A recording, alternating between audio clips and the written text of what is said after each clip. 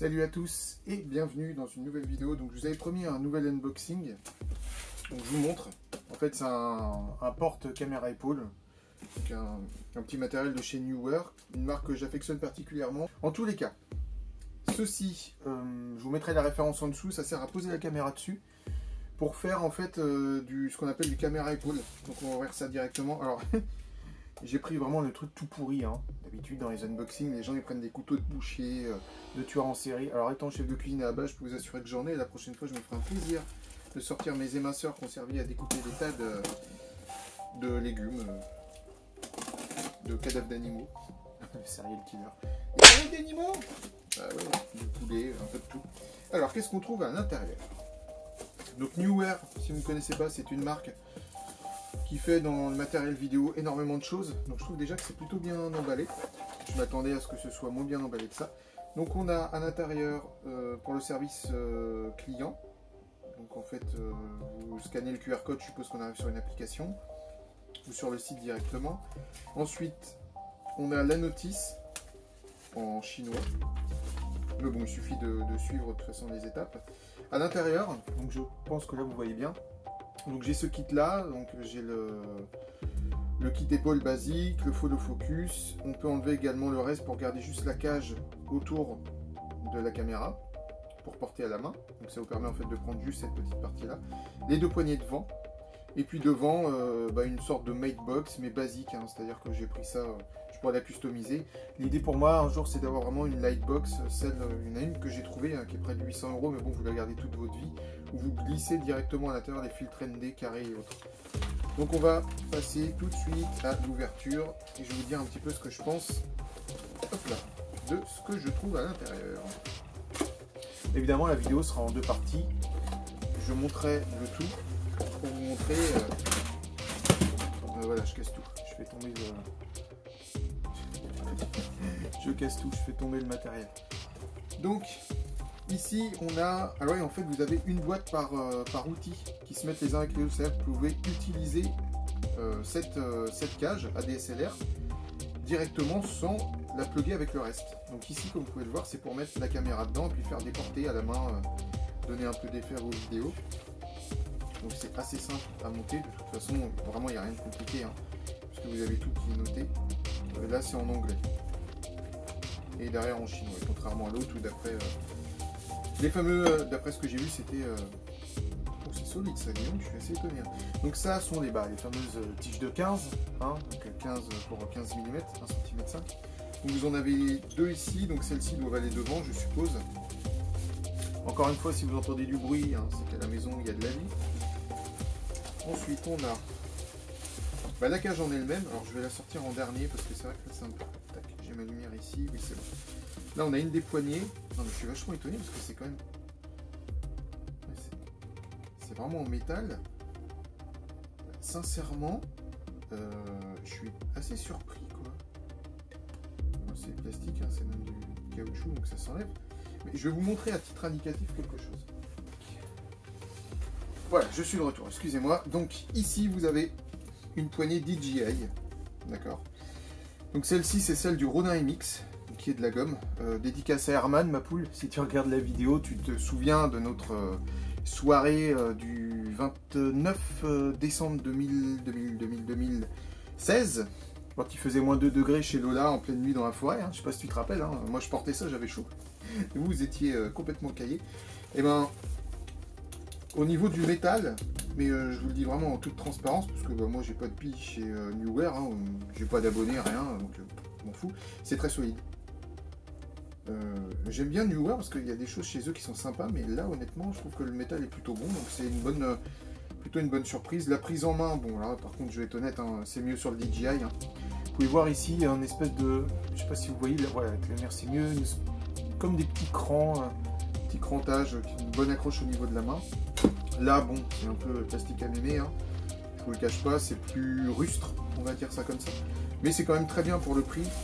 Je crois que le tout c'est 129 € et vous avez la totalité de... Vous avez les vis ici, la visserie, donc vous avez la totalité, donc c'est-à-dire follow focus, la cage, hein, que vous venez de voir ici, avec le morceau principal là, les deux poignées. Et puis la matebox qui se met devant, donc qui est une matebox basique, hein, mais ça c'est pareil. Hein. Ça c'est pareil. Donc on met la caméra ici. Bon, à part le plastique, là c'est un peu le plastique animé, mais bon, ça c'est pareil. Hein. À la limite, il suffit de démonter là, vous en mettez un de meilleure qualité en métal, puis c'est réglé. Hein. Le reste est... Non, vraiment, c'est quand même pas mal, hein, je trouve. Alors effectivement, si c'est une cage qui n'est pas à la taille de ma caméra, forcément. C'est-à-dire que moi j'ai un Nikon D500, donc là ça passera vraiment bien, hein, je pense. Peut-être un peu court là. Mais pour le GH4 ou même le GH5, ce sera parfait, quoi. Ça trouve, on peut même mettre une caméra un peu plus grosse, hein, de type C70. Ça va bloquer avec l'écran peut-être. Je sais pas, à voir. Enfin bon, en tout cas, j'ai pas de C70, donc la question ne se pose pas. Et puis là, ce sera pour ma femme et pour moi. On va l'utiliser donc tous les deux. Tac. Voilà. Donc pour ça, déjà, je peux vous dire très sincèrement que le métal est quand même de bonne qualité, de bonne facture, et je suis relativement content parce que lorsque vous regardez sur le site internet, donc moi je l'ai acheté sur Amazon, je vous mettrai le lien en dessous. Il y a plusieurs références, il y a plusieurs choses disponibles. Donc là, le gel silica, anti-humidité, hop là. Là, qu'est-ce qu'on a? Le follow focus. Alors ça, c'est vraiment le truc que j'attendais. Ah bah j'ai pris le gel. C'est pas grave. Donc, on va commencer par regarder la qualité de ça. Comment c'est? Ouais. Bon, c'est pas mal. Bon, après, ouais, je sais pas. Bon, ça va pas péter non plus. Hein. Mais je pense que je vais attendre un peu, mais je vais finir par le changer parce que j'ai quelques doutes quand même sur la tenue dans la longueur. Mais bon, après, je dis ça, j'en ai jamais vraiment tenu en main. Après, du plastique, je connais quand même. Hein. Ici, on a le follow focus. Donc, pour les gens qui ne connaissent pas, le follow focus se met à côté de la caméra. Il vous sert, en fait, vous le mettez dans les tiges de 15 devant. Ça, vous le pluguez grâce à ça autour de l'objectif pour la mise au point. Et donc, ça vous permet de mettre, en fait, au niveau du trait, ici, vous mettez systématiquement vos marqueurs. C'est-à-dire que vous savez, par exemple, en début de prise, vous faites un essai, vous êtes à tel endroit, vous avancez, et pour faire la mise au point sur un visage, mettons, vous ferez la mise au point ici, et bien, vous le notez. Pour être extrêmement précis, il faut faire toujours les mêmes pas, de façon à faire la mise au point précise. Et puis autrement, eh bien, vous le faites, par exemple, sur une dolly ou autre. C'est pas mal, hein. Honnêtement. Peut-être un peu dur. Il est peut-être un peu dur, mais ça se trouve ça se règle. Il faudrait que je regarde. Mais bon, écoutez, pour le prix, je trouve que ça va. Moi, je suis vraiment pas choqué, hein, très sincèrement. Je vous montrerai en action, et puis bien avec ma femme, que vous avez pu voir dans le court-métrage qu'on a tourné ensemble il y a un an maintenant, parce que c'était au mois d'avril, hein, pendant le premier confinement. Aurélie était dedans, et donc on faisait tous les plans à la caméra directement à main levée avec le Nikon, qui a un très bon stabilisateur, hein, ce qui n'est pas le cas du GH4. Le GH4, en fait, pour vous donner une idée, j'ai pris ça pour être un peu plus à l'aise, en fait. Ça n'empêchera pas, et ça n'empêchera pas de ma femme, parce que le GH4 est à elle, hein, de faire des plans à main levée, parce que c'est important, quand on a une caméra qui fait de la vidéo aussi bonne que celle-ci, d'être habitué à faire des plans à main levée, pas forcément avec un stabilisateur ou avec ce type de matériel. C'est très important de pouvoir le faire. Alors du coup, il y a quoi là-dedans ?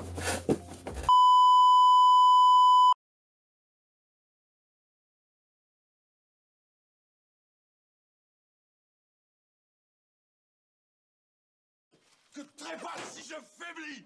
Ok. Ok, carton de l'enfer. C'est bon, je l'ai eu. Bon. Filming, équipement.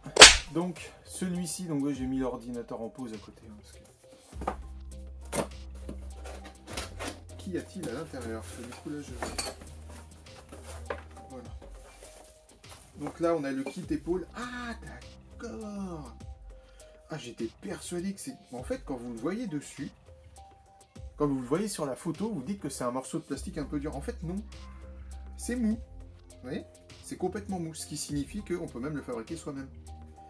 Il suffit de prendre la marque de ça et puis de le faire soi-même, même en bois avec un petit coussin. Du genre de choses, c'est possible. Je pense que je vais le faire d'ailleurs. Ici, vous avez donc d'autres tiges de 15 forcément pour fixer le tout. Attendez. Tac. Donc je suppose que normalement ça passe dedans. Bah voilà, bingo. Alors c'est pas forcément la bonne, hein, mais c'était pour vous. Donc ça passe easy. Le métal toujours le même, donc il est très bien. Hein. Je vous le dis très sincèrement. C'est très bien. Là ensuite, donc on a les mêmes. Alors celle-ci donc se visse au bout, donc pour faire la longueur. Vous avez du coup un côté et l'autre qui se termine. Après la Matebox, donc qui est en plastique hein, basique. Ça c'est pareil, je pense que il y a moyen de customiser assez facilement d'ailleurs pour l'améliorer. Ensuite, la poignée qu'on a vue tout à l'heure, c'était celle de la cage. Hein. Là, vous avez les deux poignées donc qui sont dans le même revêtement. Bon, il accroche, hein, ça, après on peut pas lui enlever. Hein. Dans le même revêtement. Donc ça, évidemment, c'est censé se mettre comme ça, si je me trompe pas, puisqu'on met les tiges dessus. Bah, c'est pas mal. Hein. Vraiment le métal solide, quoi. Enfin, je peux pas dire le contraire. Hein. Je peux pas dire le contraire, c'est vraiment pas mal. Et puis on a ici donc ce qui se plug directement. Hop là. Ici. Donc là vous avez tac, les deux côtés. Donc, je ne vais pas le faire là maintenant parce que je vais regarder histoire de mettre vraiment dans le bon sens. Parce que de toute façon logiquement il y a un sens. Et puis vous avez les deux autres qui sont là. Voilà.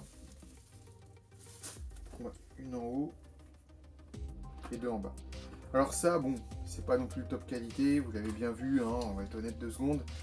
Mais ça fait le taf, si ça peut empêcher un petit peu la lumière, sachant que moi j'en ai un mini comme ça qui est directement sur ma caméra. Mais là c'est quand même pas mal. Ça évite d'avoir la lumière directement en pleine tronche quand vous avez le soleil ou autre et de profiter sur le visage de votre comédienne, de votre comédien. Donc pour l'instant, je dois vous dire très sincèrement, sans l'avoir monté, que je le trouve plutôt intuitif dans sa façon dans sa fabrication et dans l'appréhension que j'ai pour le monter, puisqu'il n'y a vraiment rien de sorcier. Je veux dire, même sans ce type de papier, bah, vous voyez, je disais dans quel sens, mais de toute façon je l'avais mis dans le bon sens, c'est logique, puisque les angles comme ça doivent se compléter les uns les autres. Donc je vais le monter, puis on se retrouve dans la deuxième partie de la vidéo, je vous montrerai comment l'utiliser.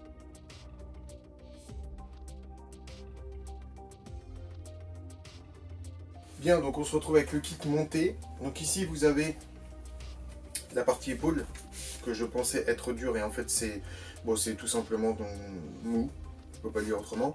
C'est de la mousse, comment dire, écrasée, enfin c'est plus ou moins rigide mais ça prend la forme de l'épaule, donc c'est très bien. Moi j'ai des accès comme vous pouvez le voir là, vous pouvez le mettre au milieu, à droite, à gauche. Bon. En l'occurrence pour moi je l'ai mis comme ça. Petite précision. Moi je suis sur Nikon avec cette caméra là, donc le follow focus en fait je l'ai retourné, c'est à dire que je l'ai détaché, je l'ai mis à l'envers, puisque la mise au point c'est la bague, la première, et si vous mettez dans l'autre sens, vous voyez le morceau de métal là, en fait ça tape contre la cage donc je peux pas, donc je l'ai retourné dans l'autre sens, et puis je le remettrai dans le sens inverse lorsque je passerai sur le GH4, puisque la mise au point est devant, contrairement au Nikon. Après qu'est-ce qu'il y a de négatif, parce qu'on va commencer par ça. Ça c'est le petit point un peu négatif en fait, le follow focus qui tape, mais en même temps ça s'inverse, donc est-ce que c'est vraiment un point négatif? Le seul problème réellement c'est en fait les ouvertures pour mettre les tiges de 15 à l'intérieur pour fixer la Matebox. Je vous explique, c'est peut-être moi qui ai fait l'erreur. Il y a un des tubes, ils sont vissés en fait, ici là, comme je l'avais montré la dernière fois, vous vissez les deux tubes ensemble. Et en fait, il y a un côté qui est plus épais que l'autre, donc je pense avoir mis à l'envers. Puisque ici, j'ai eu un peu de mal à avancer. Et là, quand je dévisse, en fait, je ne peux plus avancer ou reculer le Matebox. Donc je pense avoir fait l'erreur. Si je n'ai pas fait l'erreur, c'est un point négatif. Si c'est moi qui ai fait l'erreur, ce n'en est pas un. Très sincèrement, en dehors de ça, j'ai rien à dire. Juste les poignées, comme je vous disais, mais en même temps, au moins elles tiennent. Dans le pire des cas, si ça ne vous convient pas, il y a toujours moyen de changer. Ça s'achète. Cette partie-là, donc la cage, est très bien. Elle est large, en plus on peut mettre des caméras beaucoup plus grosses, c'est extrêmement solide, ça fonctionne très bien. Je ne sais pas quoi vous dire de plus, honnêtement, si vous cherchez quelque chose dans ces prix-là, donc je crois que j'ai payé 130 € le kit complet, c'est bien emballé, Neewer est quand même une bonne marque, il y a quelques produits chez eux qui sont pas terribles, qui laissent à désirer, mais en dehors de ça, pour ce produit-là, moi j'ai rien de négatif à dire. C'est du très bon produit, ça fonctionne bien. C'est un petit peu dur au niveau du mécanisme, mais à ce prix-là, bon, c'est honnête. Donc bah écoutez, si c'est quelque chose qui vous plaît, que vous recherchez pour des tournages, c'est parfait. Surtout pour le GH4, donc là qui est en train de filmer. Sachant que moi dans cette caméra-là, j'ai un stabilisateur. Donc bon, je l'ai mis dessus parce que c'est intéressant pour être en immersion. Mais si vous cherchez quelque chose sans mettre des sous dans un Ronin ou autre, et ben en fait le GH4 n'a pas de stabilisateur. Donc là c'est parfait, c'est totalement indiqué. Donc ça fera l'objet d'une autre vidéo, on fera un comparatif entre les deux. Hein. J'enlèverai tout ce qui est stabilisation, VR, etc. Et puis bon, on verra ce que ça donne. En tout cas, j'espère que la vidéo vous a plu. Encore une fois, je vous dis, foncez, je vous mets le lien de celui que j'ai acheté moi. Hein. Et puis après, vous ferez votre avis. Il y a d'autres marques, il y a d'autres modèles chez Neewer. Donc voilà. Merci à tous, à bientôt. N'hésitez pas à activer la petite cloche pour être au courant des notifications, des nouvelles vidéos, puis à vous abonner et partager si vous avez envie de faire découvrir un petit peu ce que je fais. Une autre vidéo va donc sortir bientôt là, au rythme d'une par semaine, et puis ben, je vous dis à très vite. Ciao tout le monde, c'était l'horrible Freddy. Salut.